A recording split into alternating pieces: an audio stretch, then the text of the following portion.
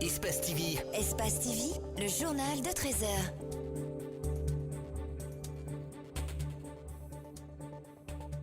Le Premier ministre Kassory Fofana vient d'annoncer la fin des consultations nationales.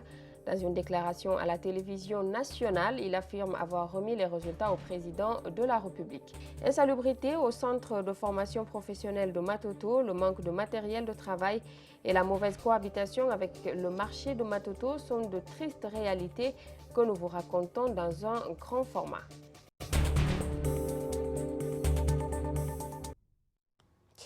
Bonsoir à tous et bienvenue dans cette édition d'information. Le Premier ministre a annoncé hier mercredi la fin des consultations nationales à travers une sortie sur les ondes de la RTG. Ibrahima Kassory Fofana dit avoir remis au chef de l'État le rapport de ses rencontres avec les acteurs sociopolitiques guinéens. Suivez cet extrait. Entre 2016 et 2019, l'engagement du groupe de la Banque africaine de développement a triplé en Guinée. Cet engagement est accentué sur les domaines de l'énergie et les travaux publics. Actuellement, la réalisation des projets est sur la phase de démarrage. Le niveau de mise en œuvre est moyennement satisfaisant parce qu'il y a encore des éléments de blocage qui doivent être, je dirais, identifiés et résolus. Ces éléments de blocage sont entre autres l'indemnisation des personnes touchées par les projets, la ratification des accords de financement. Sur le secteur des travaux publics, par exemple, la BAD finance 4 projets, notamment le tronçon Lola Danane, Koya Forekaria Farmuria, Bokeh Kebo. Quand vous n'avez pas fait des études pointues, ça vous ramène toujours vers la fin dans les questions liées aux indemnisations. Donc aujourd'hui, les difficultés que nous avons eues dans le cadre de Lola Danane, c'était de réactualiser les personnes affectées par le projet en vue de leur indemnisation ou de leur dédommagement. Donc aujourd'hui, nous avons pris cela en compte avec nos partenaires de la Banque africaine de développement pour que les projets tels que Bokeh Kebo ne tombent pas dans un ralentissement. Tous ces obstacles seront débattus au cours de cet atelier. Des solutions durables dégagées, pense le représentant de la BAD. Je pense qu'à l'issue de cette revue, la question de ratification comme la question des indemnisations sera une question du passé pour que la mise en œuvre de ces différents projets puisse s'exécuter de façon pleine et entière et bien entendu, comme je l'ai dit, pour le bien des populations guinéennes.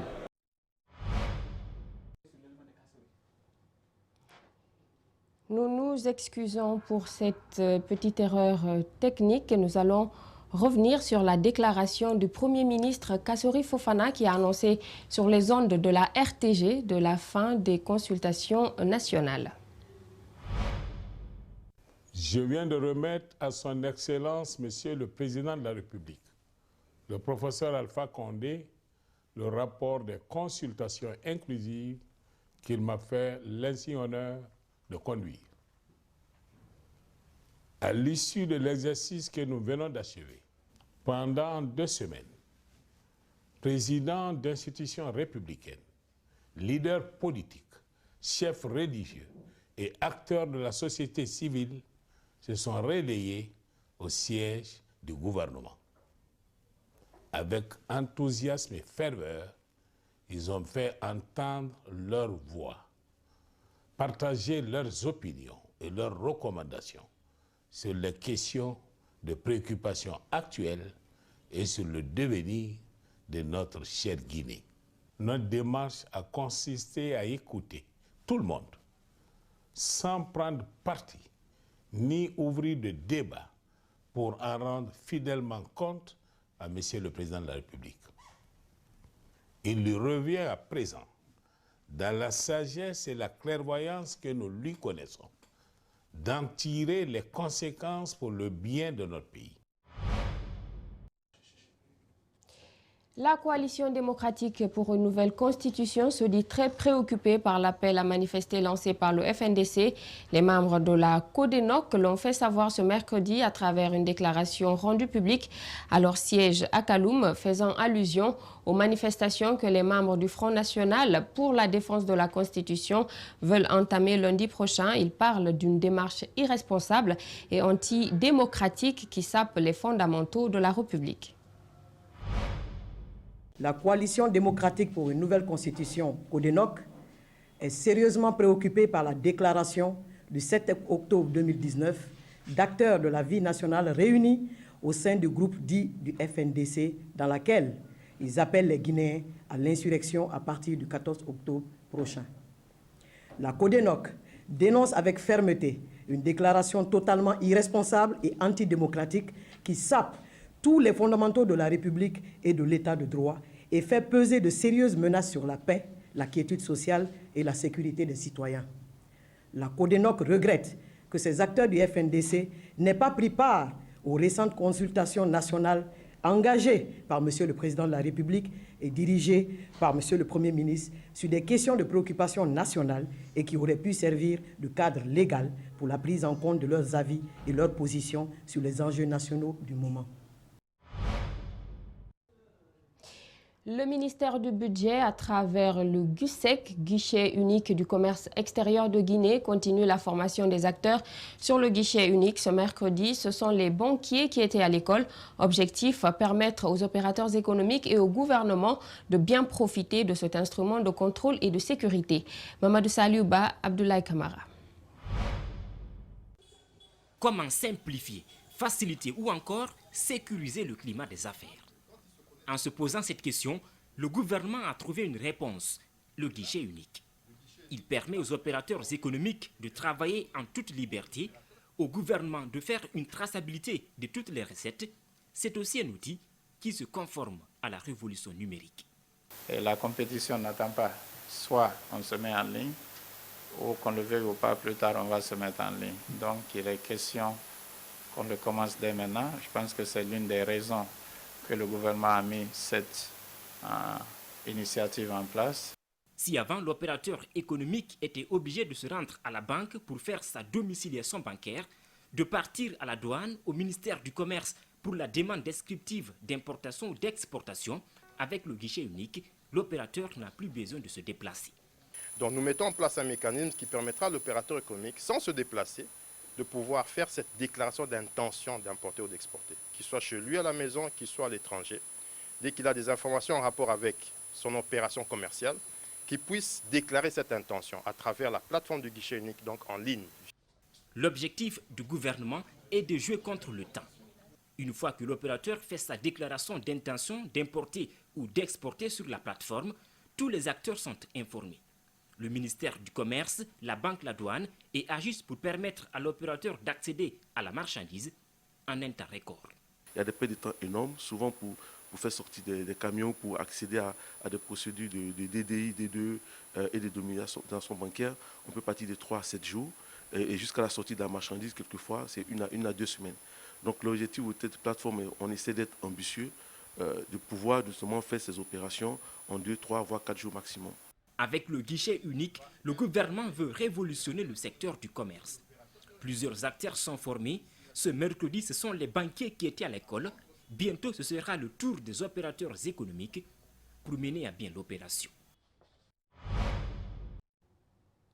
Quart de finale du grand concours Jeune Entrepreneur, elle s'est tenue ce mercredi dans la grande salle de Canal Olympia où 26 candidats ont disputé les places de demi-finale en présence de plusieurs corps diplomatiques et les partenaires à ce concours. Le ministre de la Jeunesse et de l'Emploi jeune a lancé les hostilités. Le point avec Abdourahmane Ba et Yacouba Traoré. Ils ont franchi la première étape, ils ont ensuite suivi des formations. C'est l'heure de la restitution. Les candidats, après les cours de technique de montage de projet, exposent leur idée d'entreprise au jury. Environ 211 tonnes par mois. Or que, comme vous le voyez, voici quelques-unes de nos réalisations. La structure Vision Large, l'architecte de cette compétition, n'a pas oublié son engagement, celui de montrer aux jeunes que d'entreprendre et réussir sont possibles en Guinée. Pour nous, c'est une mission exaltante parce que ce que nous faisons là, nous faisons pour la jeunesse guinéenne, nous le faisons pour le pays. Et aujourd'hui, le pari est en train d'être gagné, la jeunesse guinéenne est en train de se mobiliser, de se réveiller. Ils ont compris que la solution, l'avenir, c'est dans l'entrepreneuriat. Donc, au lieu de partir vers la mer, comme je l'ai dit à l'entame de mes propos, il faut rester en Guinée, il faut entreprendre. Donc, c'est ce que nous cherchons à faire à travers ce projet que nous avons lancé. Le ministre de la Jeunesse et de l'Emploi jeune se réjouit d'accompagner cette compétition qui entre dans la logique de la politique de lutte contre le chômage du gouvernement. On peut citer beaucoup de jeunes Guinéens aujourd'hui qui ont réussi à entreprendre dans les différents domaines, grâce bien sûr aux différents mécanismes mis en place par l'État, grâce aux différentes initiatives présidentielles, grâce justement à l'accompagnement de tous les partenaires et qui arrivent à réussir, à entreprendre, à réussir et à être même des modèles au niveau international. La demi-finale et la finale vont se tenir le 16 octobre dans la même salle de la Blue Zone de Kaloum. Comme un peu partout à travers le pays, la reprise des cours a aussi été morose au centre de formation professionnelle CFP de Matoto. Dans les salles de classe et ateliers, les élèves sont rares, une situation qui préoccupe les enseignants et les responsables du centre. L'insalubrité du centre, le manque de matériel de travail et la mauvaise cohabitation avec le marché de Matoto sont aussi de tristes réalités constatées sur les lieux par Abdoulaye Sadio Diallo et Tierno Sadouba. Koivogi Madeleine en pleine activité dans la section chaudronnerie du centre de formation professionnelle de Matoto. Parmi les 309 élèves en classe de 2e et de 3e année, elle fait partie des rares qui ont repris le chemin de l'école. La rentrée, Dieu merci, ça va, parce que je suis là avec les amis, on travaille très bien. Il y a beaucoup de personnes. Si Madeleine se réjouit de ce qu'elle appelle une affluence en cette période de reprise des cours, Ali Badara, le maître, pense qu'il n'y en a pas. Il dit disposer de tout le matériel lui permettant de travailler avec ses élèves, mais il n'est pas satisfait du nombre d'apprentis présents en ce moment. Les élèves ne se sont pas présentés, c'est les 25% qui sont là. En principe, je suis avec la 3e année, mais les élèves qui sont là, 30 personnes, je n'ai que 10 personnes. Cette reprise morose des cours au CFP de Matoto touche aussi la filière maçonnerie, où 5 élèves seulement se sont présentés ce mardi. Mais c'est mieux qu'en menuiserie industrielle. Ici, malgré la présence des maîtres, aucun élève n'a daigné reprendre pour l'heure, d'où la colère de ce formateur qui interpelle ici élèves et parents d'élèves. J'accuse entièrement d'abord les parents. Et les jeunes ne savent pas ce qu'ils veulent. Ils n'ont pas la conviction. C'est comme s'ils ne veulent pas apprendre un métier. Et pour développer un pays, il faut un métier. En plomberie sanitaire, nous les avons trouvés en situation de classe.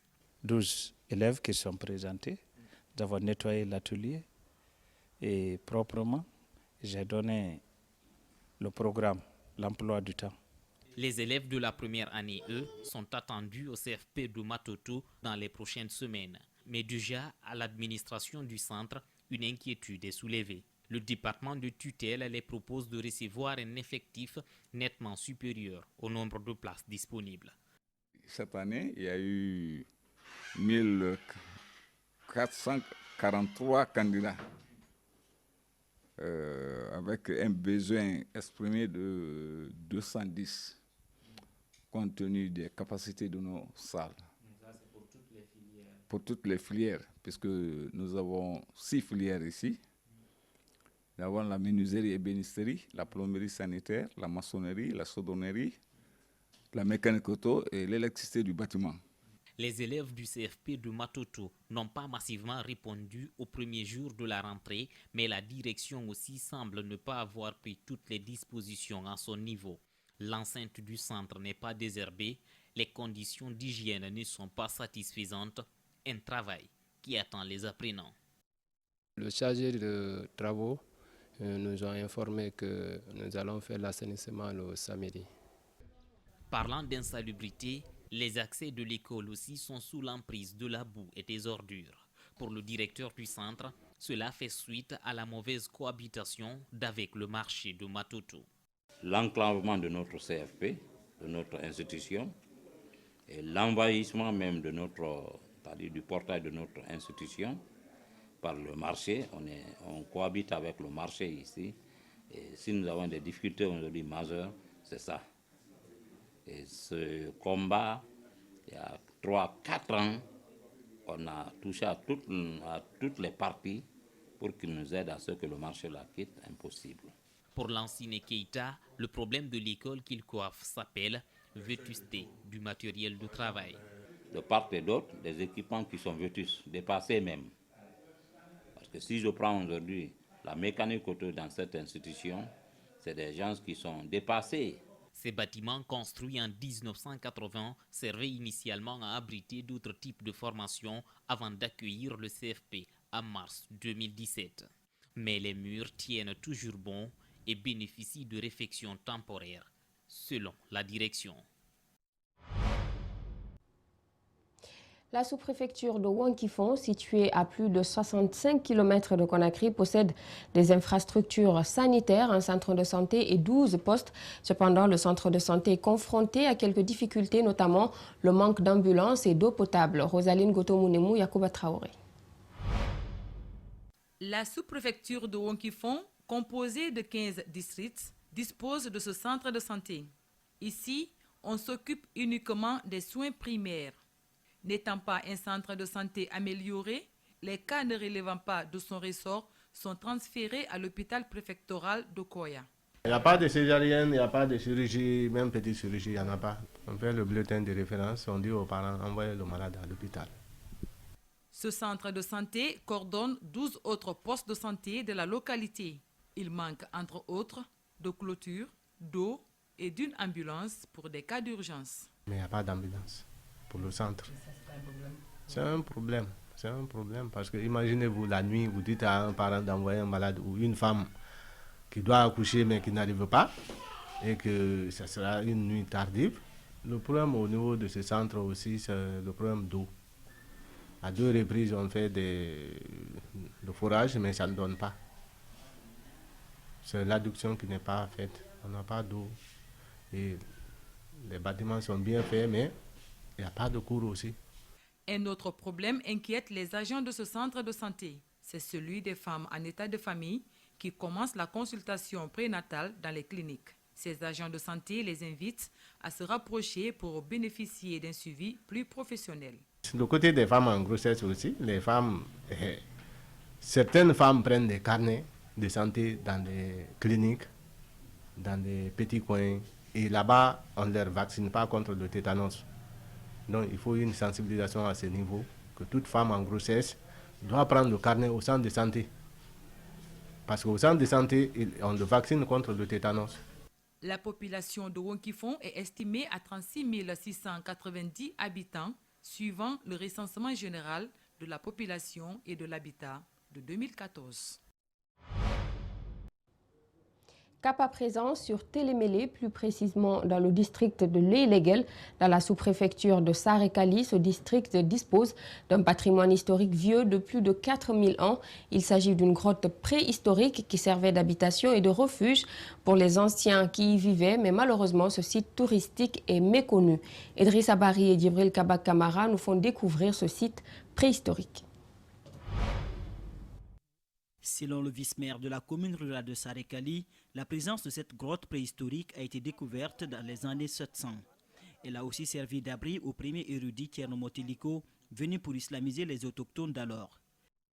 Avec son troupeau, il a voulu s'installer au bas-fond. Il était obligé de chercher des passages, puisqu'à l'époque, vraiment, c'était pas facile de joindre les bouts. Donc c'est à cet effet qu'ils sont descendus par le dorsal de la montagne et suivre le flanc jusqu'à la traverser à travers un arbre qui reliait 2 falaises. Donc ils sont descendus par là-bas pour aboutir au bas-fond. Avec la colonisation, cette grotte servait de refuge aux habitants de ce village qui fuyaient les exactions du colon. Un secret qualifié de mystère qui a poussé les anciens de maudire toute personne qui dévoilerait aux Blancs d'alors l'existence de ce site préhistorique. Elle servait de refuge, ça c'est dingue, mais puisque ça date près de 4000 ans, il y en a à l'époque, il n'y avait pas d'habitation, ça servait aussi d'habitation. Il n'était pas permis à tout le monde de dévoiler ce secret. Ce n'est que dans ces dernières années, puisque nous, quand nous avions été à l'école en 1956-57, notre maître nous avait conduits ici. Mais les sages d'alors disaient qu'ils avaient maudit tout individu qui aurait montré cela à un blanc. À l'intérieur, On peut y apercevoir des signes marquant la présence des hommes préhistoriques, nous confie ce guide touristique. Plus loin, il affirme que c'est dans les années 90 qu'un instituteur a fait un document sur la présence de ce site. Mais les habitants de l'Eléguel souhaitent que cette grotte soit mise dans la cartographie touristique de la Guinée pour attirer les touristes à venir découvrir ce patrimoine historique. Les gens ont besoin de découvrir cette grotte, mais nous aussi, nous sommes très fiers aujourd'hui de vous recevoir ici. Pourquoi? Parce que nous estimons que très certainement, nous allons bénéficier de ce don spirituel, puisque c'est Dieu qui nous l'a donné, pour quand même participer au développement de Sarekeli et notre jour, pourquoi pas le développement de Télémélé. Malgré son enclavement, la préfecture de Télémélé dispose de plusieurs patrimoines historiques et des sites touristiques non viabilisés par les ministères en charge de la culture et le tourisme. La mise en lumière de ces sites pourrait permettre un développement économique et social de cette localité qui semble être oubliée par les autorités guinéennes. C'est la fin de cette édition d'information. À tous, merci de l'avoir suivi. Merci également à toute l'équipe technique. L'actualité se poursuit sur Espace TV.